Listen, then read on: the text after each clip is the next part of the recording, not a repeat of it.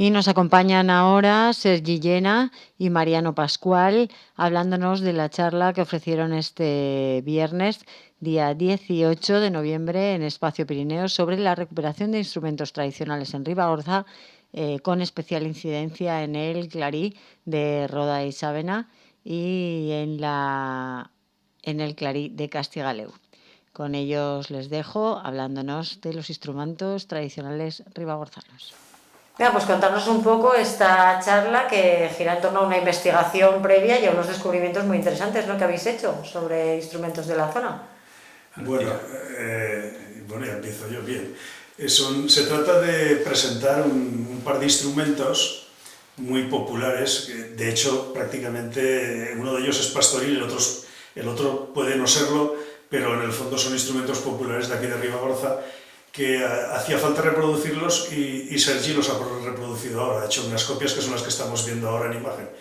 Son el más largo, es el clarín de Roda, que apareció en Roda en el año 85 y por dejadez no lo habíamos copiado hasta ahora. Y el otro es el clarí de Castigaleu, que por esas casualidades de la vida, pues Sergi encontró la información y lo reprodució hace pocos días. Eso es el mejor para explicar la historia de ese clarí. Vamos a empezar por ahí, si te parece bien. Bien. Bueno, la historia del clarí sale de cuando murió Luis Fierro. Fuimos a tocarle y ahí estaba el padre de mi cuñado, Pepito Pac, y me dijo, pues en Castigaleu tocaban el clarí, y me quedé con la historia, ¿no? En ese momento tampoco podíamos hablar más del tema, pero claro, ahí lanzó el veneno y me quedé con aquello, pues bueno, saber a ver qué era, ¿no? Porque además me explicó, bueno, era como el clarín de la gaita, me decía una cosa así y tal. Y entonces, pues bueno, empezamos a tener conversaciones, a hacerle preguntas sobre el tema, tampoco sin agobiar mucho, porque con este tipo de instrumentos y más estos instrumentos que no vienen de una parte, digamos, más culta de la música tradicional, como puede ser pues una gaita o, por ejemplo, la trompa, que ya se ve que es otro tipo de instrumento, al venir de instrumentos, sobre todo de pastores, pues es como que se echan de menos, ¿no? Como se les da de menos. Y enseguida decían, bueno, no, pero aquello no, la gaita sí, o cualquier otro instrumento sí, ¿no? Entonces fuimos hablando poco a poco, hasta que también me puso en contacto con Paco Paul de Casa Castell de Castigaleu, y bueno, tuvimos unas entrevistas y me dieron toda la información que necesitaba un poco para hacer el instrumento. Pues desgraciadamente... Que llevaba desaparecido mucho, pues interesante esa investigación, ¿no? Pues según comentó Paco Paul, él me dijo que él dejó de hacerlos porque él había trabajado de pastor y había visto los pastores como lo hacían y se había hecho el suyo. Por otro lado, Pepito tenía en su casa, pues tenía pastores trabajando y los veía pues en la cocina haciendo todo el proceso de construcción del instrumento, ¿no? Entonces, claro, eran, digamos, dos testigos vivos no teníamos el instrumento, pero sí me explicaron perfectamente todo el proceso de cómo lo hacían, ¿no? Que igual se estuvo haciendo hasta los años 60 o... Hasta el 65. 65. En el 65 hay un hecho que es que Paco Paul se casa y a partir de entonces pues ya se dedica, pues bueno, a la familia o lo que sea, y deja de fabricarlos. Me dijo, el año que me casé dejé de fabricar ningún tipo de instrumento ni nada. También me explican que se hacían las flautas pues en Castellano lo llamaban el fabiol, por la zona de Isabena en Serradui también le llaman fabiol o fubiol, he oído varios nombres, que al final es una pequeña flauta de caña. Era muy común que a la vez que hacer este tipo de instrumento, pues hicieran estas flautas, ¿no?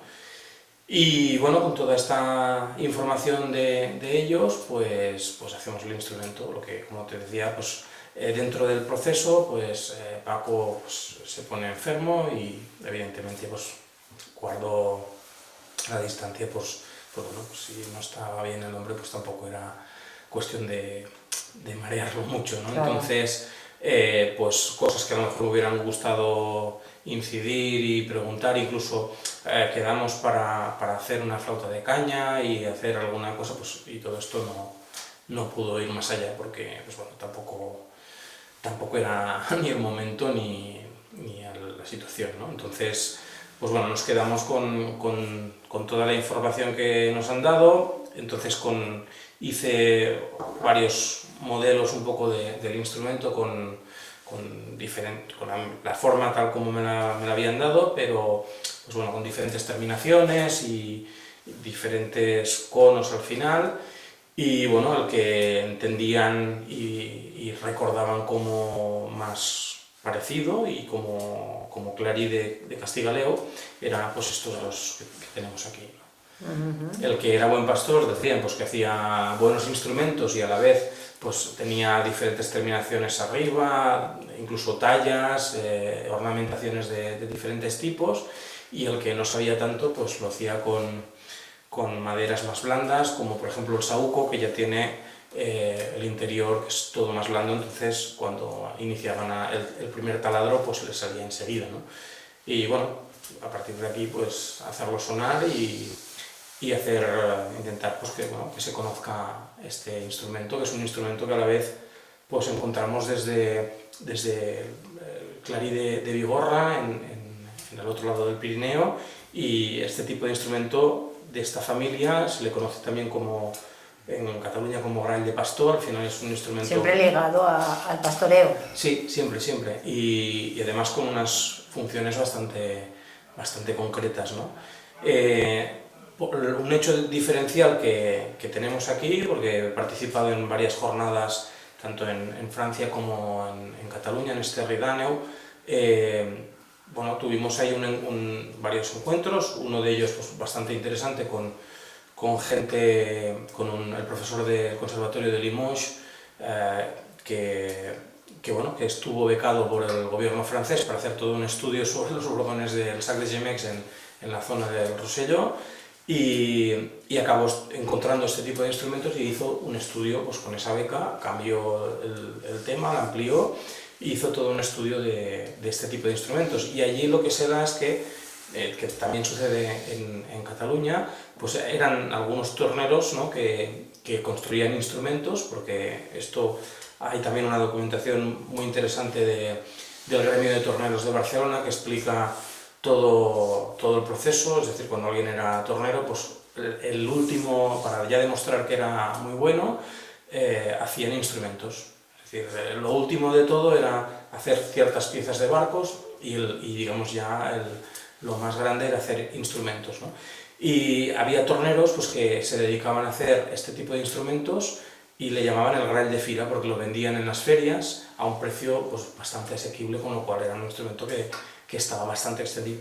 Sin embargo, aquí estamos viendo que lejos de ser un instrumento hecho por un profesional, era un instrumento totalmente pastoril, hecho por pastores, que cada uno se hacía el suyo, con lo cual una referencia, por ejemplo, de afinación era imposible mantenerla, porque una de las cosas que decían es que claro, cada uno se hacía el suyo con el sonido que cada uno quería, con lo cual la afinación, pues bueno, nosotros hemos elegido una afinación igual que la de la trompa, porque el instrumento esté vivo y pueda tocar fácilmente, pero claro, podía ser cualquiera a partir de ahí, porque bueno, en función un poco de las características que dieron, tampoco puede variar mucho de sol a la o a fa, pero claro, si te dan un poco las medidas a palmos, ¿no? y los interiores también, pues a grosso modo un poco, claro. Pues claro, más o menos da un tipo de afinación, ¿no? A partir de ahí pues ya la ajustamos y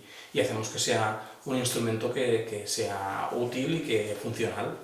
¿Qué les ha parecido a quienes vieron esos últimos hasta el año 65? ¿Cómo suena? ¿Les recuerda?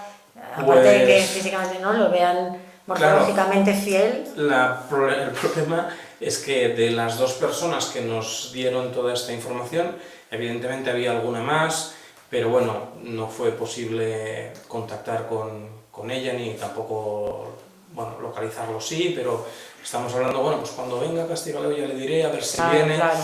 Hemos tenido estos años de pandemia, con lo cual, aparte de haber estado parado con este tema por la enfermedad de Paco Paul, pues aparte pues hemos tenido la pandemia, con lo cual tener otras referencias de otros testimonios de otras personas pues ha sido complicado.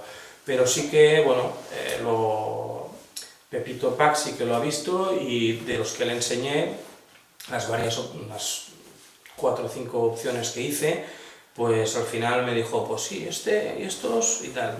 Incluso había y el uno... sonido también, ¿no? Le recordaba. Sí. Incluso uno llevaba estaba pues como puede ser este, que estaba un poquito más ornamentado con la parte de abajo, un poco siguiendo esta idea bueno, que el que tenía buenas manos, pues seguramente se lo haría bonito. Pues ya me dijo, no, este así, tan así, no. Eran más austeros. Sí, era más sencillo, ¿no? Pero sí que los reconoció y, bueno, dio un poco el visto bueno. Y sobre el de Roda, que parece que ahí llevaste tú más... Bueno, el Clarís de Roda apareció sobre el año 85 en Casa Sant Pere de Roda, que es la misma casa que está ahora el albergue, el hotelito ese pequeño que hay al lado de la catedral. Y ese mismo año me lo trajo, el día de la fiesta de Graus, me lo trajo Ángel Vergara, un folclorista bastante conocido en Aragón, me lo trajo para que lo conociese, porque en aquella época estábamos en Graus unos pocos intentando sacar adelante la trompa. En el 85 ya la conocíamos, pero no había forma... Bueno, y dijo, bueno, pues a ver si con este instrumento también lo puedes sacar adelante. Me contó esta historia y me lo quedé. Lo primero que hice fue levantar un plano con las medidas, lo primero para no perderlo, y sacarle una foto. El instrumento que trajo, el original, era igual de alto que ese, que vemos en Vogue, pero aquel instrumento estaba pintado o oscurecido artificialmente, era muy burdo, tenía un interior deficitario y aleatorio muy desastroso, no sonaba especialmente, tenía un calibre mucho más gordo, muy rústico, demasiado rústico. Solamente había un detalle que también se ha reproducido en este, que es el que da que pensar si deja de ser rústico y pastoril o es verdaderamente una derivación de un instrumento culto, que es el hecho de que tenga un agujero trasero para el pulgar más alto que cualquier otro agujero delantero, mientras que las dulzainas o los instrumentos pastoriles rústicos, los que tienen agujero trasero, suelen llevarlo entre el primero y el segundo dedo, no arriba de todo, sino entre el primero y el segundo atrás. Entonces, esa es la duda que podría hacer pensar que por tamaño y por llevar un agujero trasero pudiera ser un derivado de una antigua chirimía sopranino que tenían ese tamaño, que podía haber sido de algún músico incluso de la Catedral de Roda, porque las chirimías eran en las catedrales, pero también pudo ser simplemente un pastor que lo copió de un instrumento viejo que conoció en cualquier sitio. El caso que, bueno, durante muchos años no hicimos nada y de repente, pues como estábamos con la trompa, las gaitas que hemos estado tantos años, y la vida pues te hace hacer unas cosas por aquí o cosas por allá, de repente, un día hablando con Sergi le dije, pues bueno, pues te traigo el plano y lo reproduces, y sí, lo ha reproducido. Sí, gracias a que tú mostraste interés en aquel momento y... que me guardé el plano, porque claro, ese instrumento después yo lo devolví, si no, estas cosas... ese instrumento está almacenado, quien lo tenga ahora, no sé quién lo tiene, no sabes dónde está ahora. No sé a ciencia cierta quién lo tiene, me llegaron a hablar de que incluso lo habían llegado a vender al anticuario este que hay en Barbastro a la entrada, pero yo pregunté un día y no sabía nada de nada. Bueno, el caso es que se ha reproducido el instrumento con una estética similar, pero técnicamente, como ha dicho Sergi, sobre el otro clarí, sobre el Graal, en Roda lo llaman clarí al grande, se ha reproducido en tono de sol para que sea acorde con demás instrumentos y podamos tocar. Aunque los veamos de distinto tamaño, las hechuras por dentro y la colocación de los agujeros son las que dan el tono, y ahora estos dos instrumentos pueden tocar al conjunto junto con la trompa y junto con otros instrumentos modernos, porque los instrumentos antiguos no tenían estos tan populares no tenían ninguna normalización. Otra cosa es de dónde provinieran. Yo pienso que pueden provenir de la historia no nace, los instrumentos no nacen porque sí, aquí han llegado, estos instrumentos, este tipo de instrumentos van, como digo yo siempre, en una zona entre el Cinca y el Segre, y entre Fraga y Toulouse. En ese más o menos rombo que se alarga hasta Carcassona, más allí, todo el Pirineo francés y el Pirineo español, pero esta zona es así. Y bueno, por supuesto todo el Pirineo, pero en cuanto llegas a la zona de Jaca y hacia Navarra desaparecen este tipo de instrumentos, ya no aparecen. Aunque ahora los navarros lo utilizan y lo llaman gaita navarra, en realidad ellos lo han absorbido de la gaita castellana y la han transformado, pero no de sus propios clarines pirenaicos. Entonces, estos instrumentos son todos muy similares y solamente varían en función de que se lo ha encontrado un pastor, lo ha hecho alguien que sabe más. Por ejemplo, estos instrumentos están bien hechos y son homologables a cualquier instrumento moderno dentro de su tesitura, pero cosa que no tiene un instrumento de pastor. En la exposición que hicimos hace años ya pusimos algún gral de pastor que por aquí se llamaban grals, al estilo ribagorzano, o clarí en Roda de Isabela, que al fin y al cabo estamos en zona fronteriza del idioma. Y ya pusimos un gral de pastor que se bajó de Troncedo, que era más pequeño que este aún, aquel sí que era totalmente pastoril, era totalmente formado, era como una raíz a la cual le hubiera hecho un hueco. Bueno, mi abuelo los hacía así, yo cuando con una caña o algo así, de pequeña me acuerdo cuando habéis empezado, que venía de Payarhuelo en la cueva. Sí. Y me acuerdo de pequeña de verlo hacer. Sí, bueno, pero eran más pequeños, sí, lo que dices, ¿no? Yo creo que no tenía más de un palmo aquello. El otro día que hicimos la presentación y la charla sobre todo este tipo de instrumentos, expuse como presentación de un poco de dónde viene todo este tema del pastoralismo, entendido no como una idea romántica del tema, sino, digamos, dentro de lo que sería el folclore y el estudio, digamos, antropológico de las tradiciones y todo esto, ¿no? Digamos, visto desde una perspectiva científica, no más sentimental, claro, o incluso claro, simplemente artística, ¿no?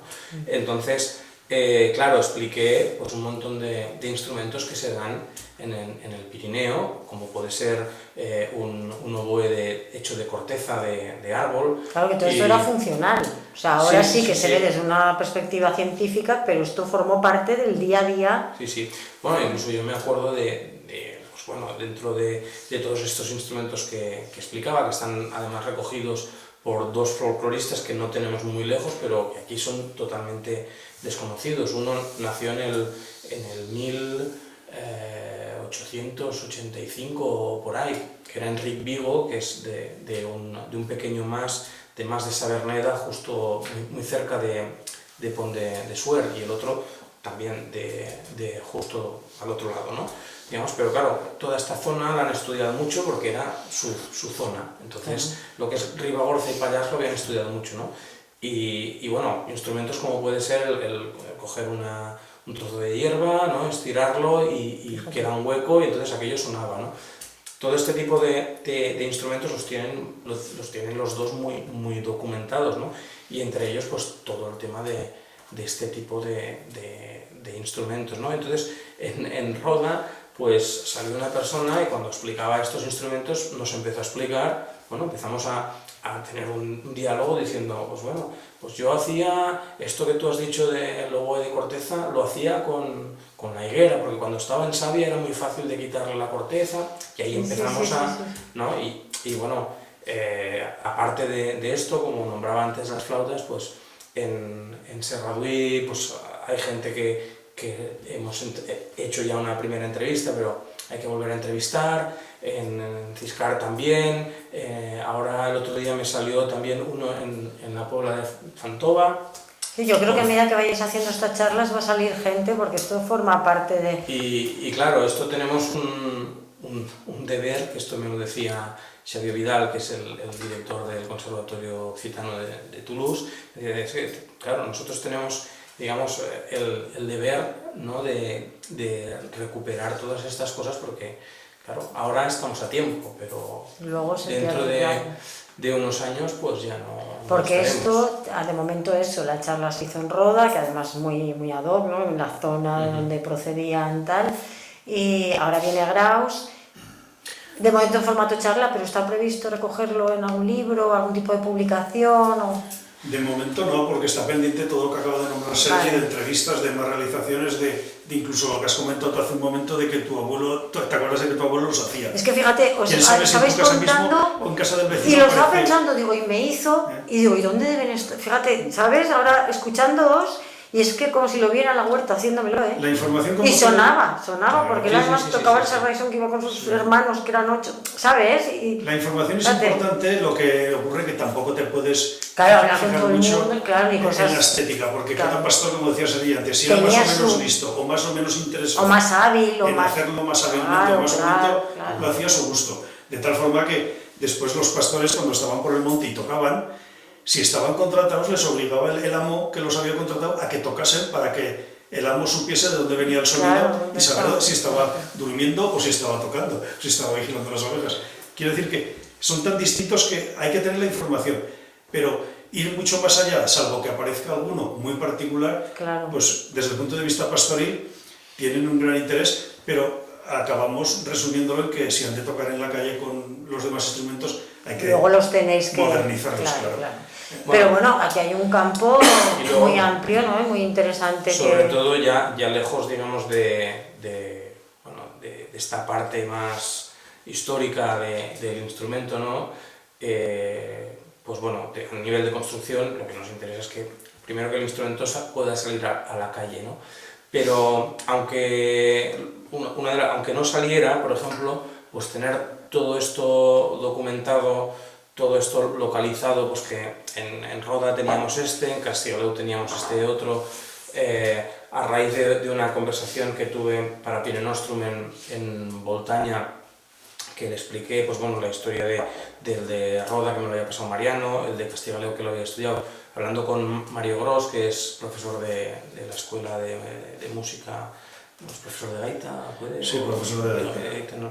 Bueno, está en la escuela de música de Zaragoza. Pues me mandó una foto de otro que ha salido en Villacarri, creo que me dijo, ¿no? Y ahora pues estamos también pues intentando pues conocer algo más de este.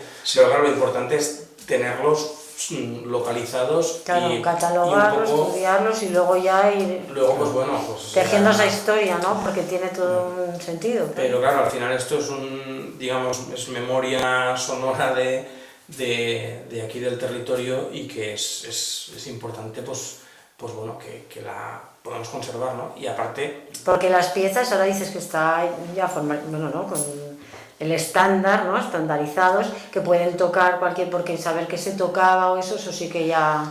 Hay que estandarizarlos en un determinado tono para poder tocar. Da igual que lo lleves a un tono que a otro. El caso está que tiene que ser un tono musical moderno, que claro, pueda ajustarse a cualquier instrumento, no puede ir en un tono antiguo, porque entonces solo valdría de solista. De todas maneras, en el caso, por ejemplo, de Castigaleu, las coordenadas que me daban un poco para hacerlo era, pues bueno, más o menos un palmo, un poco que te cabían los dedos y tal, y salía un poquito 4 dedos por abajo y tal, ¿no? Entonces, claro, estas medidas son muy... Claro, los dedos de qué mano, ¿no? Son a bulto. De la mía, de la tuya o... Ya, cuando en el 85 conocí ese instrumento, ya me contaba el que me lo trajo Ángel Vergara, y lo que había conseguido en muchos otros pueblos de la Alta Ribagorza, había conseguido información pues de fulano, de mengano, el otro que lo llamaban el gralletaire porque tocaba el grall, o que era la casa del gralletaire, pero ya hablaba en el año 85 de una memoria histórica bastante ya perdida, casi como memoria, ya no estaba el instrumento. Es que en toda esta zona, en Esterri, digamos, la primera charla que tengo allí hicimos, después se vio que era necesario hacer una jornada únicamente de este tipo de instrumento.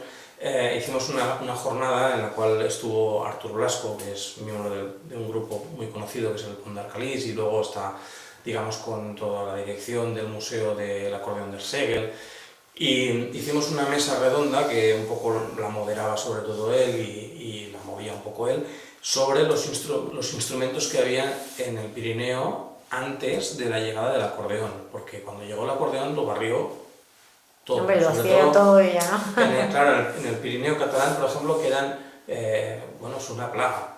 es una plaga. Está al punto de que incluso las escuelas que hay ofrecen otros instrumentos, pero es que el acordeón lo copa todo, ¿no? Y claro, los músicos que tocaban, pues incluso el violín a nivel tradicional, ¿no? Estaba muy extendido. A mí me hablaban también de un violinista, bueno, de por aquí de Graus, que bajaba de Aguilar también, y que tocaba el violín, incluso que se había reparado algunas piezas de violín, ¿no? Pues claro, el acordeón se lo comió todo, y esto estamos hablando ya de bastante atrás, ¿no? Entonces, pues claro... Es difícil, no tienes tarea fácil por delante. Claro, ha quedado, digamos, este tipo de instrumentos han quedado en reductos muy localizados, e incluso, pues incluso de fácil acceso a según qué, ¿no? Entonces, pues bueno, pues, es complicado tener... Por eso es una suerte que tengamos memoria viva de gente que ha visto hacerlos y que bueno, que nos puede explicar incluso el proceso, ¿no? Pero como decía, en otros instrumentos de la familia era pues un profesional que lo hacía, y como aquí, por ejemplo, para la feria, pues que viene, me parece que es para la longaniza, que viene una parada que tiene cosas con cañas y tiene pitos y tiene historias, ¿no? Pues la gente en aquel entonces pues compraba el grael, ¿no? O el de fira. Bueno, claro, aquí estamos hablando de otra cosa que se contrapone a toda esta idea de un instrumento hecho por un profesional. Pero bueno, entonces, otra cosa que me decían era, claro, al no saber qué afinación, como decía Mariano, que si era una afinación antigua o era algún tipo de modo a nivel de escala, ¿no? Pues claro, yo preguntaba, ¿y qué repertorio tocabais, no? Claro, y en Castigaleo, aparte de decirme pues lo que decía Mariano, ¿no? Que tenían localizados a los pastores en función del sonido del instrumento, me explicaban que una de las cosas más importantes que hacían era una ronda para carnaval, y entonces salían tocando el clerí. Y claro, el repertorio, esto es muy común en muchos instrumentos de este tipo, pues tocaban pues, la vaca, me hablaban también de la clavilla, que es una canción muy conocida en la zona del Pont de Suert, y bueno, que eran músicas, digamos, la música popular y actual de aquellos años, ¿no? Entonces intentaban reproducir, pues, o la reproducían con el instrumento. Entonces también entiendo que irían adecuando la afinación del instrumento para poder tocar esas músicas, ¿no? Al ser un instrumento que te lo haces tú. Entonces intentas que esas músicas te entren en el instrumento que haces. Entonces de ahí, pues, bueno, la conclusión es que, digamos, tiene una escala, pues, normal. A partir de ahí, la altura donde empiece esa escala, pues ya veremos dónde es, ¿no? Pero... Sí, es que este tipo de instrumentos, además, da la sensación como si tuviesen una especie de reparto geográfico. Geográfico en el sentido de con quién te relacionas. Por ejemplo, me contaba Paco Naval que su padre, de Güell, de Casa Solano de Güell, que su padre, que ya se murió en el año 75, pues después de la guerra se había hecho un instrumento, sí, de unos 2 palmos de largo, 2 palmos de largo, 2 palmos de largo, es como el de Roda. El monte de Güell, el monte de Roda es lo mismo, es una zona bastante común. Pero además, él se lo hacía como cualquier otro, pensando y recordando en otro que ha conocido, que a su vez se lo ha dejado ver un fulano, o se lo ha dejado ver otro, o ha bajado un día a la fiesta de Graus y ha visto a los viejos gaiteros de Graus con las trompas. Porque no es lo mismo ese instrumento de 2 palmos de largo que este que es de palmo y medio. Claro. Podemos decir que son 2 subfamilias bastante distintas. Este es como muy pastoril, muy de alguien que lo ha visto muy lejano o que lo ha copiado a su vez de otro, y en cambio este ha tenido que ver otro instrumento más parecido, porque solamente la diferencia de tamaño ya implica mucho, porque como bien ha estudiado Sergi, los pastoriles 100%, tanto aquí en Ribagorza como en la parte catalana o en la parte francesa, tienen este tamaño. Son más cortos, pero hay pastoriles en la zona francesa como el clarí occitano y alguno más así que tienen este tamaño según el valle. O sea que pienso que tiene mucha influencia, que es lo que han podido ver. Por ejemplo, cualquiera de Güell podía bajar a Graus a la fiesta y ver a los gaiteros, pero cualquiera que estuviese trabajando de pastor en Beret o en la alta montaña del Pallaso o al otro lado de Benasque, ¿a quién veía? Pues a otros pastores podía ver, no podía ver mucho más. Y de hecho a un pastor que estaba de verdad todo el día en el monte y estaba viviendo en el monte, que no volvía a dormir a su casa como era el pastor de Güell, que sí que volvía a su casa, pues le convenía más un pequeño instrumento que un gran instrumento. Que a su vez había un detalle muy curioso que contaba Sergi, que decía que estos instrumentos estaban permanentemente aceitados, y van finos y suaves porque vivían en el zurrón del pastor. Claro. Esto es una información que me daba, por ejemplo, Paco Paul de Casa Castell, y decía, aquello siempre iba aceitado. Claro, en el zurrón llevabas un poquito de aceite, llevabas el bútilo, llevabas el queso, llevabas el pan, todo eso iba soltando. Todo eso, pues claro, iba soltando ahí grasilla. Lo que pasa es que la distribución de estos instrumentos hay que relacionarla mucho con el tipo de pastor y dónde se sitúa el pastor y la geografía y tal.